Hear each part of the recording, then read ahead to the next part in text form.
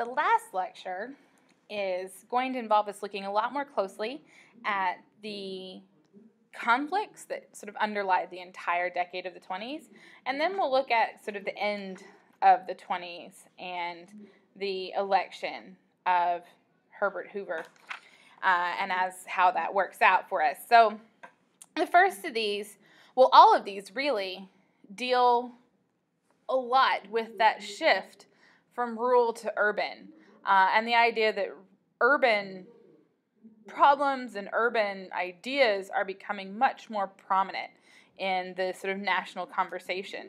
And so all of these will kind of show some hint of that conflict, like we talked about in class. The first of these has to deal with immigration. So the impulse to remake America into a nation of like-minded and culturally homogenous people was revived in the 20s. And we see that in the sort of cultural aspects of it. You have mass entertainment. You have national radio stations which broadcast the same things to everyone else. You have this movement towards standardization. And it applies not only to products or ideas, it also applies to people in some ways. The National Origins Act was passed in 1924, and this restricted annual immigration from any foreign country to 2% of the number of persons of that national origin in the United States in 1890. So this meant that the great influx of Southern and Eastern Europeans, which came later, were discounted from this act. The intention of the act was to severely limit the number of immigrants coming from those areas of Europe, and so 1890 was chosen with specific care, aiming to reduce that kind of immigration. This sort of quota system survived until the sort of mid-20th century, until 1965, and represents the kind of counterattack by the native-born Protestant America against the immigrant cities, native-born Protestant America largely being represented by rural interests. Court rulings also underscored this kind of nativist message. The 1924 law, however, did not do anything to limit immigration from the Western Hemisphere. And so along with this, immigration from Latin America skyrockets, as well as immigration from French Canada. By 1930, there's at least 2 million Mexican-born immigrants living in the United States, most of them working in low-paid migratory agricultural jobs. Other Mexican immigrants settled in cities. Migrants to the Midwest worked in agriculture, but also worked in the automobile and the steel and railroad industries. The Mexican-American community, however, was divided.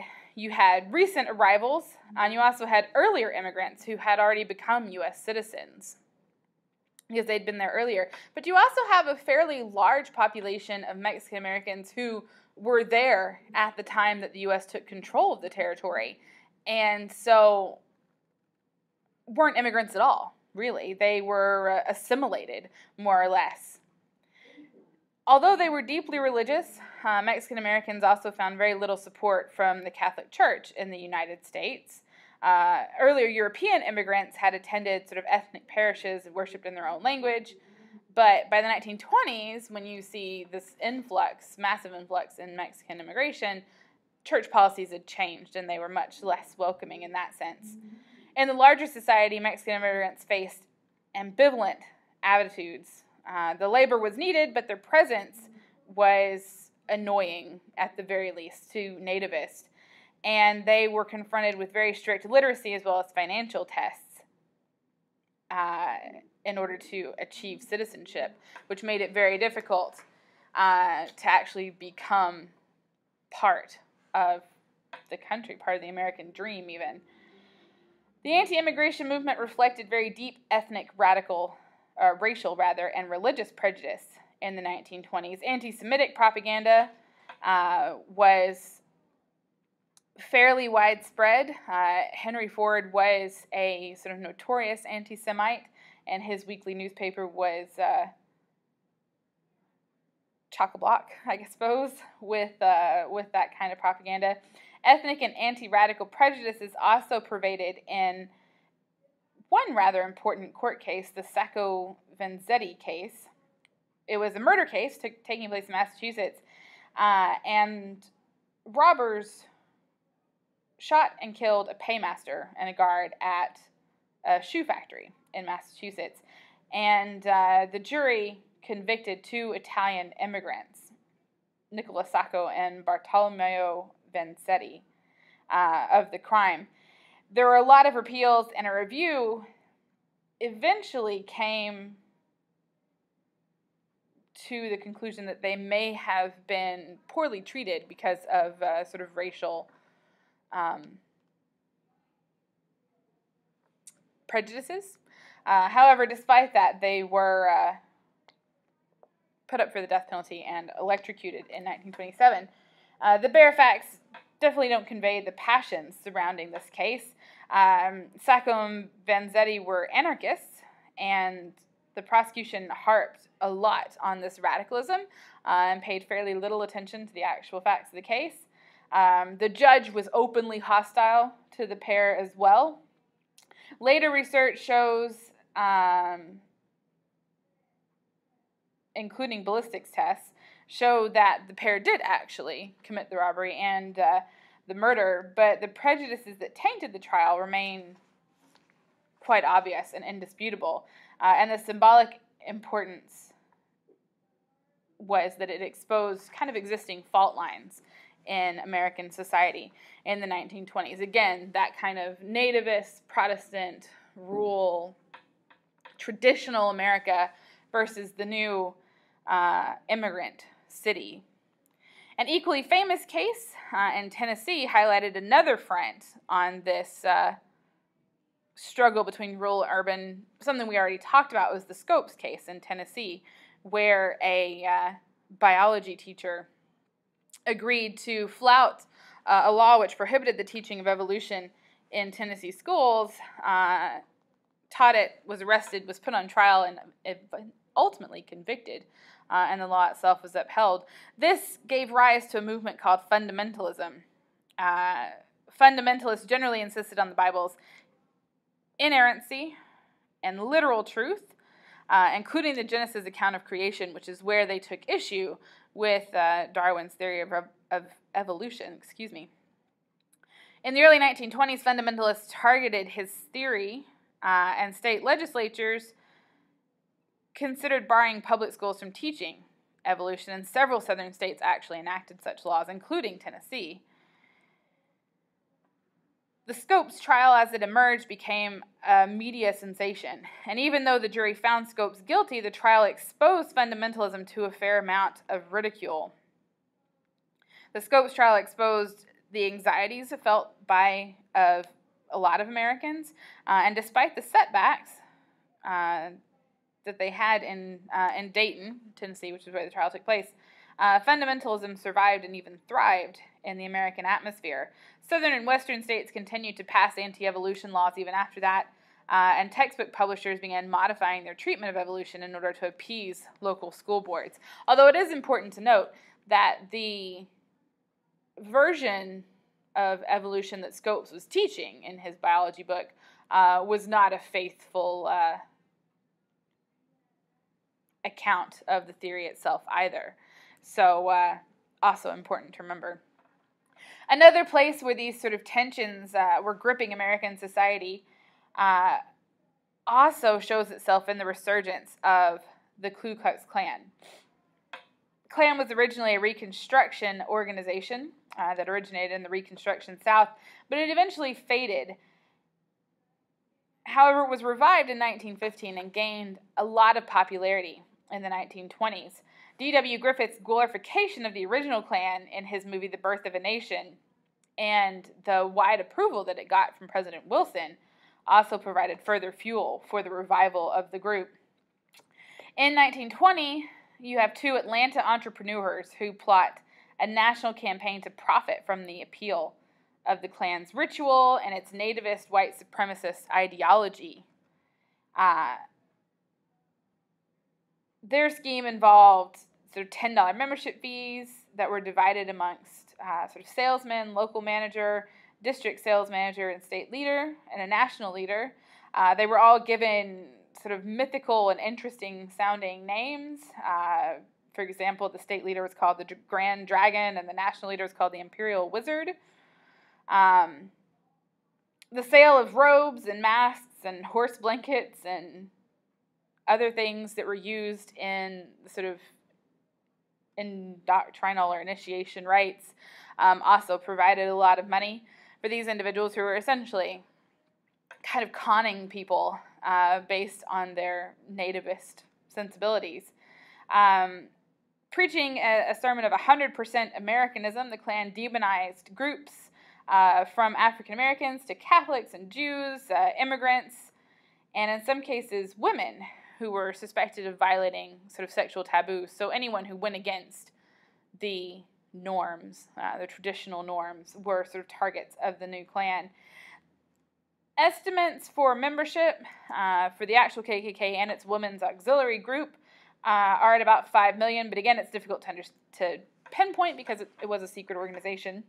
The Klan spread through the Midwest and across the country. The lower middle class in the cities, as well as native-born Protestant majorities, proved especially receptive to the idea. And although the Klan was basically a money-making scheme, riddled with corruption, observers commentated on the ordinariness of its typical members. However, if the individual members seemed more needy than sinister, the Klan as a mass movement was extremely menacing. Some members and groups employed threats, beatings, lynchings in their quest to purify America, and in several states the Klan won actual political power. It did, however, collapse with somewhat shocking suddenness as a scandal involving the Grand Dragon from Indiana broke, and membership started to drift away from the organization. Kind of in response to these sort of nativist actions of groups like the Klan, you have a counter movement coming out of the African American community. In the 1920s, African Americans produced a different kind of mass movement. It was led by a gentleman called Marcus Garvey and his Universal Negro Improvement Association. Garvey glorified all things black. He urged economic solidarity for the black community, capitalist enterprise as a lever for racial advance. He founded grocery stores and other businesses catering specifically to the black community. He summoned various individuals to return to motherland Africa and establish the Black Star steamship line in order to help get them there. A direct response to the existence of the White Star Line, which already was in operation, and quite famously was the line which operated the Titanic. An estimated 80,000 blacks joined this group, and thousands more felt the sort of lure of his speaking of his ideas. Garvey's popularity unsettled a lot of established leaders and roused quite a good deal of opposition from the NAACP. I nearly said the NCAA. It's not basketball. Which saw the African American future in America and not in Africa. So the NAACP is focused on integration into American society, the idea of sort of extinguishing color barriers, whereas Garvey and his movement are very much interested in the idea of complete separation, actually. The movement also highlights social tensions within communities like Harlem, where you have two streams of the sort of diaspora, one coming from the Caribbean and other coming from the actual American South, kind of converging and having to meet each other and sometimes coming into conflict as well. In 1923, a federal court convicted Garvey of fraud in the management of his Black Star Line, and he was deported in 1927. He was actually from Jamaica as well, and so he was sent back. Following his deportation, his organization completely collapsed, but it did represent the first mass movement of black Americans. And it also revealed the social aspirations as well as the activist potential of this community, especially in the urban north where their population is growing. The last sort of representation of this conflict between urban and rural comes down in the fight over prohibition. There was a very bitter controversy over alcohol, which was just deepening the sort of chasm that was growing in American society. The Prohibition campaign in the Progressive era was both a legitimate effort to address social problems that were associated with alcohol abuse and a symbolic crusade by native-born Protestants to control the immigrant cities, because immigrants are largely associated with drinking, and especially different types of drinking. If we consider that, the Germans are known for drinking beer, the Irish are known for drinking whiskey, the Italians are known for drinking wine, those kinds of stereotypes provided a lot of fuel for this particular movement. And these kind of tensions persisted beyond the Progressive era and into the 1920s. However, Prohibition very gradually loses support over the decade of the 20s. So it gets instituted in 1920 and then just kind of slowly dies until 1933 when it's eventually repealed. Essentially what went wrong was Prohibition's, and its failure, the ultimate failure of Prohibition, illustrates the difficulty in a democracy of enforcing a law that is widely opposed by a large portion of the population. And especially when you consider that a lot of the support for Prohibition is coming from rural areas, which are very much underpopulated. A lot of the opposition is coming from urban areas, which have more and more people in them. And so actually the opposition to Prohibition was probably a greater majority of the population than support for it, when you think about it.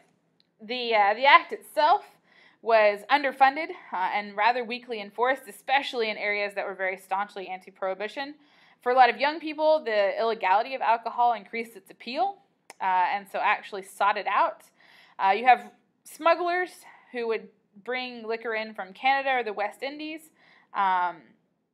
You have the creation of speakeasies, secret bars, essentially, in cities where people would essentially run their business under the auspices of the local law enforcement. A lot of times they would sort of pay bribes to local law enforcement so that they would be able to operate freely in that sense.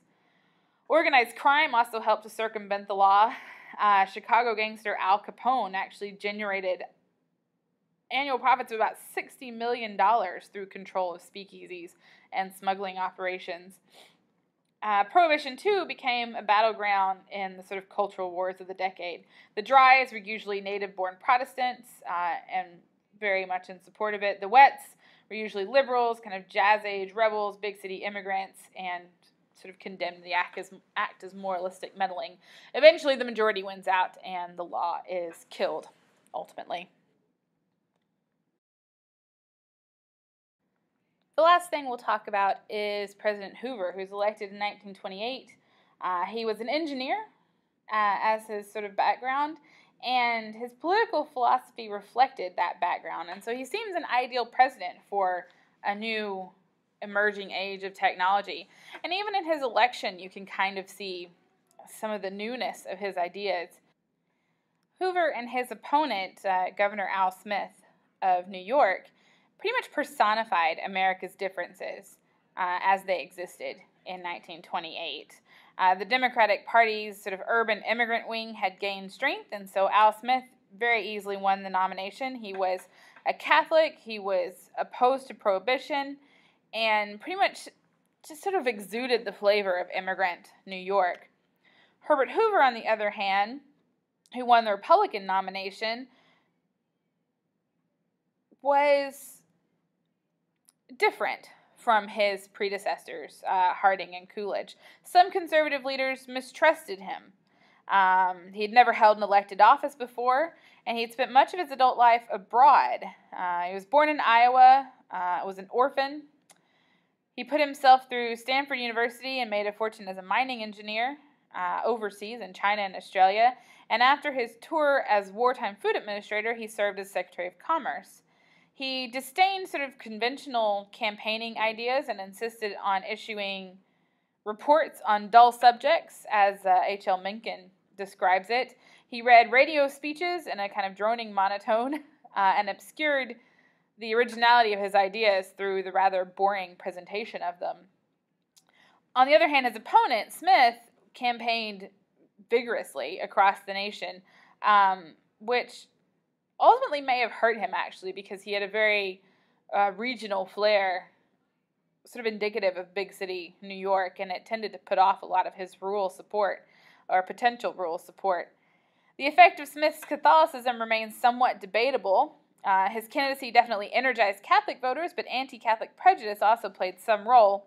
However, the decisive issue is probably not so much his religion as it was the prosperity of the nation. Republican orators pointed out the booming economy. They warned of soup kitchens instead of busy factories if Smith won. And it was probably ultimately this idea which forced him to lose the presidency. Generally speaking, when a nation is prosperous, voters tend to lean much more conservative, and so Republican candidates tend to do much better in prosperous times. Hoover won a landslide election. He got 58% of the vote and even made deep inroads into the traditionally Democratic South.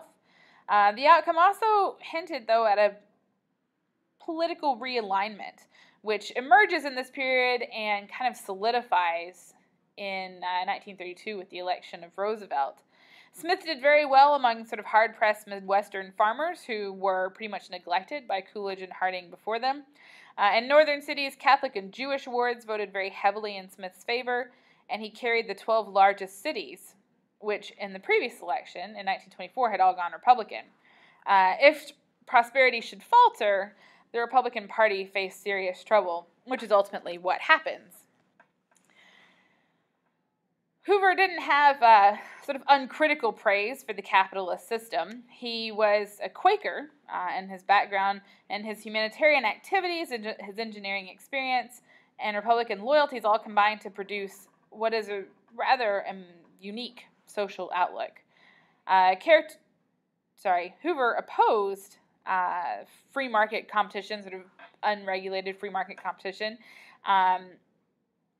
He insisted on economic development through corporate cooperation in things like resource allocation, product standardization, and other areas. The economy, in short, he felt should operate like an efficient machine, and he believed in ethical business behavior. Hoover welcomed the growth of welfare capitalism and advocated for voluntarism, which is an economic order he envisioned would arise from voluntary action of capitalist leaders. And it's this idea that he tries to put in practice as well with the coming of the Depression, and it doesn't ultimately work out for him. As part of this, he urged the payment of higher wages in order to increase purchasing power for consumers. He persuaded the steel industry to adopt an 8-hour workday as an efficiency measure. He was a conservationist at heart. As Secretary of Commerce, he had pushed for planned use of water resources and programs to combat pollution. His ideology did have limitations, though. He showed more enthusiasm for cooperation among capitalists than for cooperation among workers. He generally was anti-union. He had a rather exaggerated amount of faith in the power of altruism in business decision-making, the idea that they would do what's best for the society at large, even if it may perhaps be not in our own self-interest. His opposition to government economic intervention would ultimately prove disastrous as well as the Depression takes hold. His presidency, however, began promisingly enough, but meanwhile, you have an economic crisis brewing, which is really going to test the sort of measure of Hoover's policies and Hoover's abilities to deal with those as well. Here I have two graphs showing some of the effects of Hoover's election. And on the right, you can see the Electoral College graph, which doesn't actually tell us very much. It shows that much of the South is still very heavily Democratic. It also shows that states like Massachusetts and Rhode Island still lean towards the Democrats.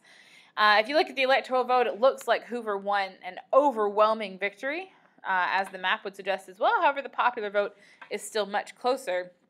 The interesting part of this is actually the graph on the left, where you can see different minority groups and how they swing. So if we look at the black vote, about 10% of African Americans voted Democrat in 1924, most of them still very heavily going for the party of Lincoln as it said. But in 1928, you see that percentage more than double, and it remains fairly constant by 1932. And the percentage actually goes up even more in 1936 with Roosevelt's second election. And you see similar trends all across for these different immigrant groups. There's a moderate amount of support for a lot of them in 1924 for the Democratic side, but you see huge jumps in support in 1928. And they tend to either jump a little or stay mostly the same in 1932. And you're going to see those numbers overwhelmingly go up in 1936 when Roosevelt specifically courts those voting interests. So you see something of a realignment, especially among Black American voters in the late 1920s, and especially as we move through the Depression, you see an overwhelming shift from Republican to Democrat for these voting groups as well.